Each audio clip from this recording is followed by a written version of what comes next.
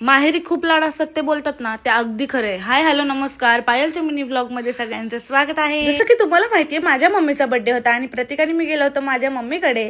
मग तिथे आम्ही राहिलो. तर साक्षी बोलली तुम्ही राहायलाय खूप दिवसातून, कारण आम्ही राहायला जात नाही सारखं सारखं. तर साक्षी बोलली स्पेशल तुमच्यासाठी रस्सा आणि सुक्क मटण बनवते. माहेरी गेलं ना तर ना फक्त माझं एकच काम असतं, ते म्हणजे आयतं बसून खायचं. गाईज फक्त माझ्या बहिणीला सांगायचं की मला काय खाऊशी वाटते, आणि तिने असं कधीच झालं नाही की मला जे आवडते ते बनवून मला खायला नाही घातलंय. खरंच माझी बारकी बहीण आहे ना, माझी दुसरी आई. तर काय ती 7 वाजता गेली होती मटण आणायला आणि तिने चक्क 2 किलो मटण आणलं होतं. आणि असलं भारी झणझणीत कालवण मस्त बनवलं होतं काळ्या मसाल्यातलं. खरंच खूप टेस्टी होतं. खाल्ल्यानंतर आम्ही जे झोपलो ना, तर डायरेक्ट आम्ही घरी जायच्या वेळेसच उठलो. आणि असं झालं नाहीये कधी की आमची मम्मी आम्हाला खालपर्यंत सोडायला नाही आलीये. तर मम्मी आता इथं बघा मला घेऊन देते मस्त खाऊचं सामान.